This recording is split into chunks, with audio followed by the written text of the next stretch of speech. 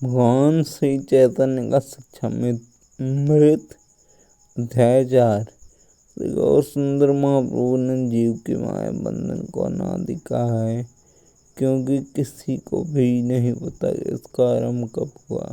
अनादि का अर्थ यह है कि बद्धावस्था सृष्टि के पूर्व भी थी, सृष्टि होते समय तथा सृष्टि के उपरांत उसकी अभिव्यक्ति मात्र होती है। स्वरूप को भूल जाने के कारण आत्मा होने पर भी जीव संसार में विभिन्न दुख भोगता है।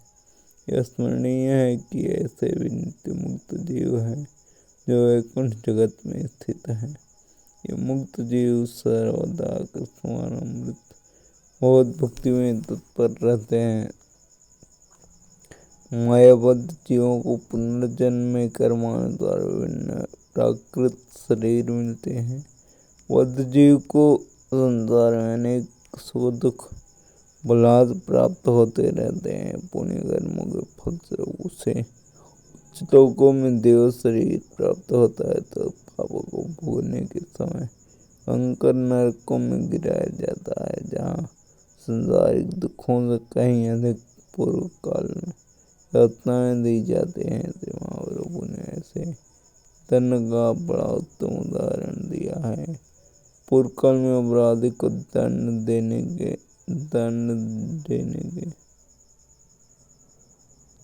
के डूबोते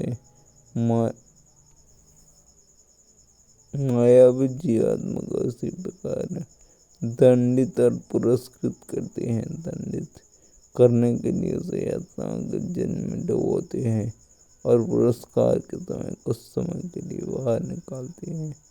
उच्च लोक अथवा जीवन में उच्च स्तर की प्राप्ति स्थायी कदापि नहीं होती। जल में डूबने के लिए फिर नीचे आना ही होगा। संसार में यह क्रम निरंतर चल रहा है। कभी जीव उच्च लोकों में पहुंच जाता है, तो कभी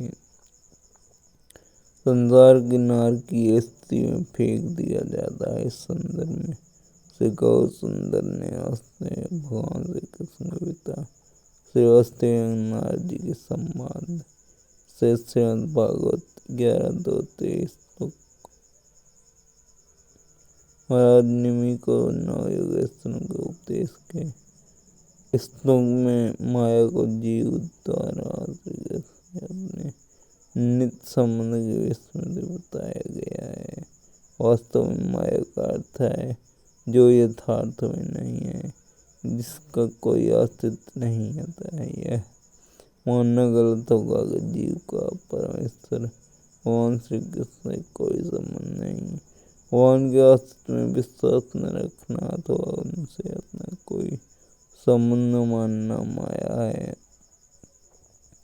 जीवन की इस असत्य मान्यता में तन्मय होने के कारण ही मनुष्य सदा भयभीत रहता है। वह यह है कि भगवान से बहिर्मुखता ही माया है। वैदिक शास्त्रों का वास्तविक ज्ञाता भगवान श्री कृष्ण के शरणावस्था ग्रहण करता है और उन्हीं को जीवन का परम लक्ष्य बना लेता है। भगवान से अपने संबंध के स्वरूप स्थिति को भूल बैठते जीव माया के बंधन में पड़ जाता है। यह उसके अहंकार अध्यात्म बुद्धि का कारण सिद्ध होता है। वस्तुतः संसार विषय उसकी सारी मान्यता शरीर को अपना रूप सोने से होती है।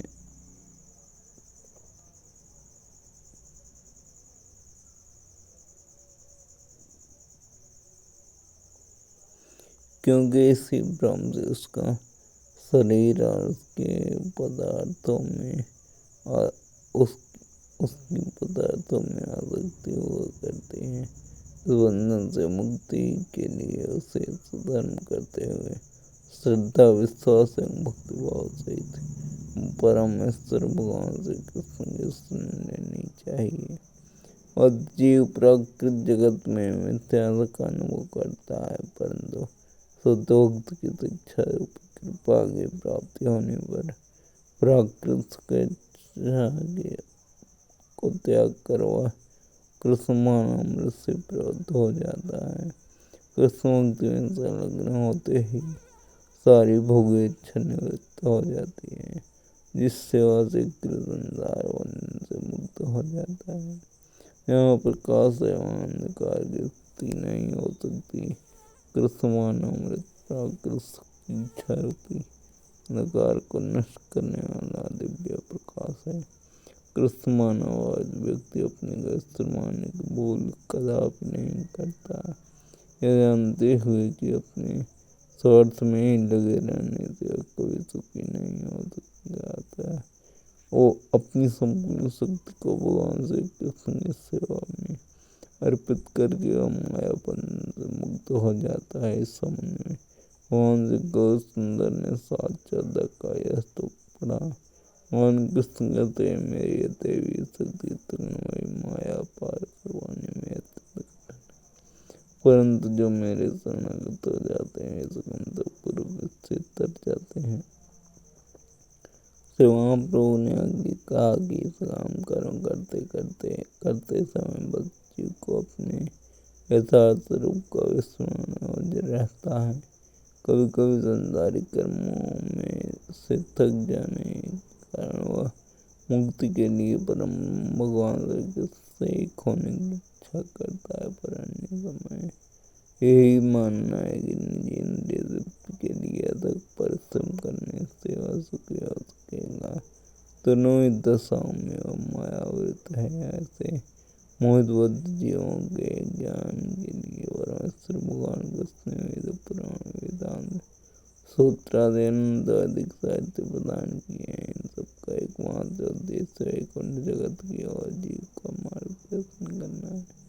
श्री गौर सुंदर महाप्रभु ने कहा कि सद्गुरु भगवान श्री कृष्ण अनुवादिक शास्त्रों की कृपा होने पर जीव प्रवृत्त होकर समान अमृत में आत्मोन्नति करता है। अपने भक्तों पर सदा कृपामय होने के कारण ही कृष्ण ने यह अधिक ग्रंथ प्रदान किए हैं, जिनसे भगवान से अपना संबंध जानकर जीव उस संबंध के अनुसार क्रिया कर सके। इस विधि से जीव को जीवन का चरम फल प्राप्त हो जाता है।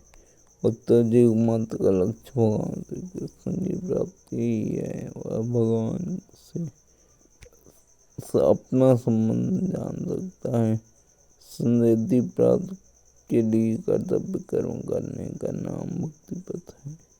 संसिद्धि प्राप्त के लिए कर्तव्य कर्म करने का नाम मुक्ति पथ है। पर पक्का अवस्था में यही भक्ति जीव के जीवन की परम फल भगवत प्रेम में परिणत होते हैं। यथार्थ धर्मार्थ काम की सिद्धि जीव का उद्देश्य नहीं। जीव को मोक्ष तक की कामना नहीं करनी चाहिए। फिर धर्मार्थ काम में सिद्धि प्राप्त करने की तो बात ही क्या। जीव की एकमात्र अभिलाषा भगवान श्री कृष्ण के प्रेम में दिव्य सेवा की प्राप्ति होनी चाहिए। भगवान श्री कृष्ण के सर्वागर्षक गुण इस दिव्य सेवा की प्राप्ति में सहायक है। कृष्ण भावित सेवा से जीव श्री कृष्ण से अपने संबंध रस को अच्छा अनुभव करता है। मनुष्य द्वारा जीवन के परम मोक्ष की जिज्ञासा करने के संबंध में भगवान श्री गौर सुंदर ने भगवत की वंदना करने के मध्यवास से कदा नहीं मध्यवास एक इस कथा में एक सर्व को ज्योति है। सारा एक दर्द को दिया गया उपदेश अपना भविष्य जानने के लिए आया था। उस व्यक्ति को जनपति को देखकर उसकी दृढ़ता पर विस्मय करते हुए ज्योति बोला, तुम इतने दुखी क्यों हो? मैं देख रहा हूँ कि तुम्हारे घर में तुम्हारे पिता का धन गणा बड़ा है। तुम्हारी जनपति बता रही है कि विदेश में मरने के कारण पिता तुम्हें उसका संकेत न दे सका, किंतु अब से ढूंढकर तुम सुखी हो जाओ। इस कथा का दृढ़ यह उद्देश्य स्पष्ट करता है कि जीव दुख भोग रहा है क्योंकि अपने परम पिता भगवान श्री कृष्ण गुप्त निधि का उसे नहीं है। वह गुप्त निधि कृष्ण प्रेम है। प्रत्येक अधिक ग्रंथ में बुद्ध जीव को उसे खोजने का आदेश है। गीता अनुसार यद्यपि बुद्ध जीव सर्वाधिक धनवान पुरुष भगवान का पुत्र है, पर से इसका ज्ञान नहीं है। उसे वैदिक ज्ञान शास्त्र इसलिए प्रदान किए गए हैं कि वह अपने पिता से पैतृक संपदा को पा जाए। सर्वज्ञ ज्योतिषी ने उसे उस मनुष्य को आगे परामर्श दिया, घर के दक्षिण कोने को मत खोदना, क्योंकि वहां पर खोदने से विषैले तथा या तुम्हें काटेंगे या धन भी न मिलेगा। तुम्हें केवल पूर्व दिशा में खोज करनी चाहिए, क्योंकि वहाँ कृष्ण प्रेम का यथार्थ प्रकाश है। दक्षिण, पश्चिम तथा उत्तर के कोनों में क्रमशः वैदिक कर्मकांड, ज्ञान और ध्यान योग। सर्वज्ञ परामर्श पर सभी को ध्यान देना चाहिए। कर्मकांड की पद्धति से परम लक्ष्य को खोजने पर जीव को निश्चित रूप से निराश होना पड़ेगा। इस पद्धति में पंडितों को अज्ञानानुसार कर्म करना होता है और वे बदले में धन लेते हैं। जीव इन कर्मों से सुखी होने की इच्छा रख सकता है, किंतु वास्तव में इनसे यदि कुछ लाभ हो भी जाए तो नश्वर एवं क्षणभंगुर ही होता है। जीव के भौतिक कष्ट बने ही रहेंगे। इस प्रकार कर्मकांड से वह यथार्थ सुख कदापि नहीं प्राप्त कर सकता, वरना उसे केवल अधिकाधिक भौतिक दुख ही प्राप्त होंगे। यही उत्तर दिशा में खोदने अथवा योग साधना द्वारा गुप्त निधि को खोजने के विषय में सत्य है। इस पद्धति से जीव भगवान श्री कृष्ण से एक होना चाहता है, पर यह किसी अधिकार द्वारा निगले जाने के समान है। कभी कभी एक बड़ा सर्प अपने से छोटे सर्प को निगल जाता है। जीव का निर्शेष ब्रह्म में लीन होना ठीक ऐसा ही है। सिद्धि की खोज में संलग्न छोटा सर्प निगला जाता है। अतः यह कोई समाधान नहीं हुआ। पश्चिम में भी धनरक्षक एक रूपी विघ्न विद्यमान है। गुप्त निधि की प्राप्ति योग से प्रार्थना करने पर कभी नहीं हो सकती, परिणाम में मृत्यु ही मिलेगी। कल्पना परायण मन योग अतः स्पष्ट है कि मनोधर्म ज्ञान मार्ग भी विनाशी सिद्ध होता है। उस गुप्त को पाने का एकमात्र साधन पूर्व दिशा में पूर्ण कृष्ण मनोभावित भक्ति से निधि को खोजना है। वस्तुतः भगवत भक्ति ही अनंत गुप्त निधि है तथा उसे प्राप्त करने पर जीव सदा के लिए नाड्य हो जाता है। कृष्ण भक्ति को ही प्राकृत लाभों का भाव रहता है। कभी उसे विषैले सर्प काटते हैं तो कभी वह उद्विग्न हो जाता है। कभी द्वैतवाद का अनुकरण कर अपना स्वरूप खो बैठता है तो कभी अधिकार से निकल जाता है। वस्तुतः इन सब को त्याग कर समान अमृत में निष्ठ होने पर ही जीवन की समृद्धि हो सकती है। अध्याय 5 भगवत प्राप्ति का एकमात्र साधन। उत्तर संपूर्ण वैदिक साहित्य मनुष्य को भक्ति की सिद्धावस्था की ओर ही प्रेरित कर रहा है। काम, कर्म, ज्ञान तथा योग मार्ग से जीव को कृष्ण सेवा रूपी परम सिद्धावस्था की प्राप्ति नहीं हो सकती। केवल भक्ति से ही बहुत प्राप्ति संभव है। इसलिए वैदिक शास्त्रों ने जीव को यह मार्ग स्वीकार करने की शिक्षा दी है। श्रीमद् महाप्रभु ने इसका प्रमाण श्रीमद् भगवत श्री कृष्ण उद्धव संवाद से दिया है। उद्धव, योग, सांख्य, धर्म, स्वाध्याय, तप, संन्यास आदि मुझे उस प्रकार वशीभूत नहीं कर सकती जैसे मेरी अनन्य प्रेम भक्ति मुझे वशीभूत करती है। श्री कृष्ण ज्ञान भक्तों के प्रेमास्पद हैं और उनकी प्राप्ति का एकमात्र मार्ग है। एक अकुलीन भक्त भी भक्ति के प्रताप से स्वतः सब विकारों से मुक्त हो सकता है। भक्ति भगवान श्री कृष्ण की प्राप्ति का एकमात्र पथ है। सारे वेदों में केवल इसी को परम धन सिद्धि स्वीकार किया गया है। जैसे किसी निधि की प्राप्ति से दरिद्र सुखी हो जाता है, उसी प्रकार भक्ति से युक्त होने पर जीव के सारे क्लेश स्वतः निवृत्त हो जाते हैं। और भक्ति के उत्तर विकास से भगवत प्रेम का उदय होता है। तो इस प्रेम की क्रमशः वृद्धि से जीव बंधन मुक्त हो जाता है। परंतु यह नहीं सोचना चाहिए कि दरिद्रता नाश तथा बंधन मुक्ति ही कृष्ण प्रेम के चरम फल है। कृष्ण प्रेम तो प्रेम में सेवा के आस्वादन में ही है। वैदिक शास्त्रों से हमें ज्ञात होता है कि परमेश्वर भगवान श्री कृष्ण इन जीवों में ऐसे प्रेम में संबंध की प्राप्ति कराना ही भक्ति का कार्य है, या हमारा यथार्थ कार्य है। प्रेम में संबंध भक्ति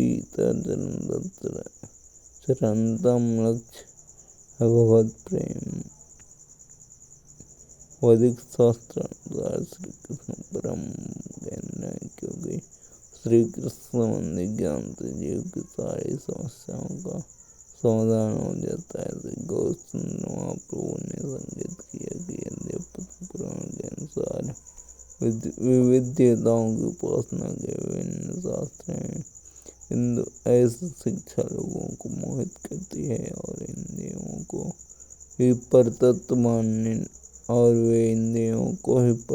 मानने लगते हैं। परंतु पुराणों का सावधानी पूर्वक अनुसंधान और अध्ययन करने से स्पष्ट हो जाएगा कि केवल भगवान श्री कृष्ण ही आराध्य तत्व है। उदाहरण स्वरूप मार्कंडेय पुराण में देवी की उपासना तो दुर्गा पूजा का निर्देश है, पर उसी चंडिका में यह भी कहा गया है कि काली सहित सब देवगण स्वयं भगवान विष्णु की विविध शक्तियाँ हैं। अतः पुराणों को इस चेतन से स्पष्ट है कि भगवान विष्णु एकमात्र आराध्य तत्व है। निष्कर्ष यही है कि प्रत्यक्ष अथवा अप्रत्यक्ष सब प्रकार की उपासना के लक्ष्य परम पद भगवान श्री कृष्ण है। भगवत गीता से स्पष्ट है कि देव उपासना करने वाले वास्तव में श्री कृष्ण को ही भजते हैं, क्योंकि देवगण विष्णु अथवा श्री कृष्ण के शरीर अंग है। इसलिए भगवत गीता में देव उपासना को अविधिपूर्वक की पुष्टि है। विभिन्न देवों की उपासना से क्या लाभ होगा? वैदिक शास्त्र में विभिन्न क्रिया पद्धतियों का उल्लेख, इनमें एक कर्मकांड है और दूसरा ज्ञान कांड। अतः वैदिक शास्त्र के विभिन्न क्रिया पद्धतियों वाले विभागों का क्या प्रयोजन? विभिन्न देव उपासना का निर्देश करने वाले वैदिक मंत्रों का क्या अभिप्राय है तथा परम तत्व को जानने के लिए मनोधर्म करने को क्या लाभ? श्रीमद् भागवत का उत्तर है कि वेदों में वर्णित ये सभी वास्तव में भगवान श्री कृष्ण की उपासना के परोक्ष मार्ग हैं। वेदों के कर्मकांड में वर्णित यज्ञ भगवान श्री कृष्ण की प्रीति के लिए है। यथार्थ में यज्ञों का प्रयोजन विष्णु प्रीति के लिए होने से विष्णु का एक नाम यज्ञेश्वर भी है। सबके सब प्रारंभिक भक्त एक ही स्तर पर नहीं होते।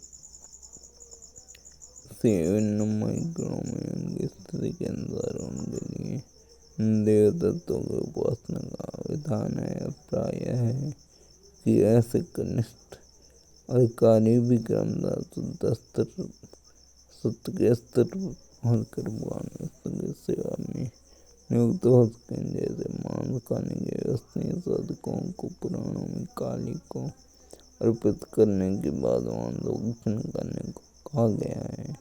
माया से भिन्न परमेश्वर भगवान श्री कृष्ण के विशिष्टता का ज्ञान कराना है। वेदों के ज्ञान कांड का अभिप्राय माया की स्थिति का ज्ञान होने पर जीव बुद्धि भाव से श्री कृष्ण के प्रति उन्मुख हो जाता है। ज्ञान का वास्तविक प्रयोजन यही है, जो कि भगवद गीता 7 से प्रमाणित है। अनेक जन्म मृत्यु के बाद यथार्थ ज्ञानी मुझे सब कर्णों का कारण एवं सर्वव्यापक जानकर मेरी शरण ग्रहण करता है, ऐसा महात्मा बड़ा दुर्लभ। अतः यह सिद्ध होता है कि संपूर्ण वैदिक कर्मों को वासना का ज्ञान के परम लक्ष्य भगवान कृष्ण श्री गौतम महाप्रभु ने श्री सनातन को भगवान श्री कृष्ण के अनंत स्वरूप और अपार वैभव के सामने बताया।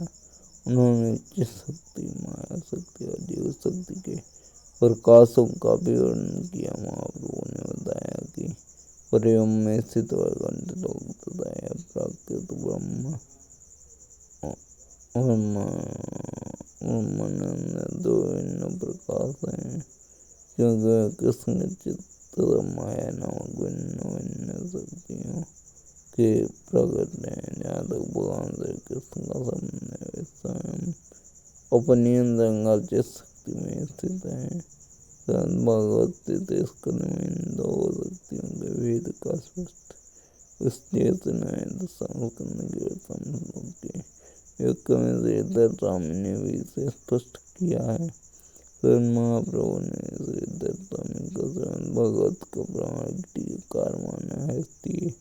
फिर महाप्रभु ने उसी टीका को उद्धृत करके स्पष्ट किया कि श्रीमद् भागवत के दशम स्कंद में श्री कृष्ण का वर्णन है, क्योंकि स्वयं श्री कृष्ण सब सृष्टि के आश्रय हैं। सर्वाश्रय के रूप में श्रीधर स्वामी ने उनकी वंदना की है। इस संसार में दो तत्व क्रियाशील हैं, एक तो सबका अधिकारी सर्वाश्रय है और दूसरा इस प्रथमान तत्व से निकला है।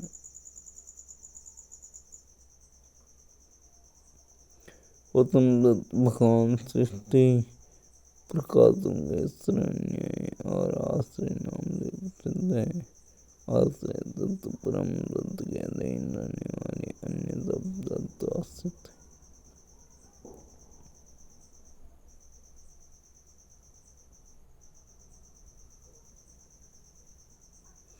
आश्रय तत्व परम तत्व के अधीन रहने वाले अन्य सब तत्व आश्रित है।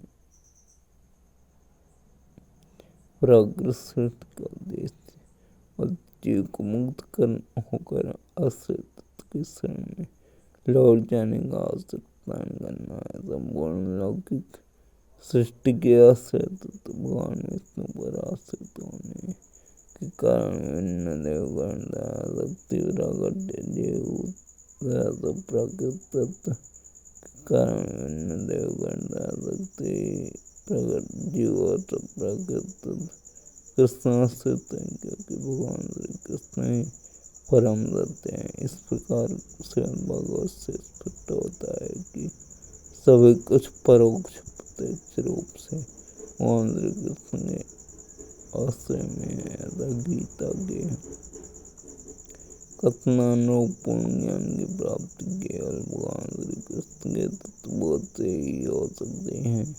इसके अनंतर से गौतम महाप्रभु ने भगवान श्री कृष्ण का स्वरूप विवरण प्रारंभ किया। श्री सनातन से एकाग्र होकर सुनने को कहा। उन्होंने कहा कि ब्रजेंद्र नंदन कृष्ण श्री कृष्ण परम सत्य स्वरूप है, वे सब कारणों के कारण है, सबके आदि अंशी हैं तथा ब्रज अथवा गोलोक वृंदावन में वे केवल नंद महाराज के पुत्र कुमार के रूप में किशोर शिरोमणि है। उनका श्री विग्रह आनंदमय है, सर्वाश्रय होने के कारण वे परमेश्वर है। श्री चैतन्य महाप्रभु ने भगवान श्री कृष्ण के विग्रह के दिव्य गुणों के विषय में ब्रह्म संहिता से प्रमाण प्रस्तुत किया। ईश्वर परमा कृष्ण सच्चिदानंद विग्रह नाथ गोविंद कारण गोविंद कहलाने वाले श्री कृष्ण ईश्वरों के भी परमेश्वर हैं। उनका श्री कृष्ण सच्चिदानंद है, वे सबके आदि हैं, किंतु स्वयं अनादि सब कारणों के कारण है। इस प्रकार वे महाप्रभु प्रमाणित करते हैं कि सर्वैश्वर्य पूर्ण श्री कृष्ण आदि पुरुष स्वयं भगवान है। श्री कृष्ण का निज धाम गोलोक वृंदावन परिवाम के सब लोकों में सर्वोपरि है। सारे अवतार भगवान श्री कृष्ण के अंश अथवा कला स्वरूप हैं, परंतु श्री कृष्ण तो स्वयं भगवान आदि पुरुष हैं। देवताओं के शासन को भ्रष्ट करने के लिए, छुक असुरों के उपद्रव को शांत करने के लिए वे श्री कृष्ण ब्रह्मांड में अथवा किसी दूसरे में पृथ्वी पर अवतीर्ण होते हैं। भगवान श्री कृष्ण जानने के तीन भिन्न मार्ग हैं: ज्ञान मार्ग की प्रयोग, सिद्ध पद्धति, ध्यान योग पद्धति और कृष्णामृत की पद्धति। ज्ञान के साधन से श्री कृष्ण का ब्रह्म स्वरूप जाना जाता है। योग साधना से श्री कृष्ण के सर्वव्यापक परमात्मा तत्व की जानकारी होती है तथा पूर्ण कृष्ण भावित सेवा भक्ति से स्वयं भगवान श्री कृष्ण की प्राप्ति होती है। शरण महाप्रभु ने 1-2-11 से यह प्रमाण दिया। वदन्ति तत्तत्त्वदस्तत्त्वं ज्ञानमन्तमयति परमात्मेति भगवान शब्द पर तत्व के तत्व के नकारों में परमात्मा स्वयं भगवान श्री कृष्ण पर तत्व के तीन स्वरूपों का वर्णन करते हैं।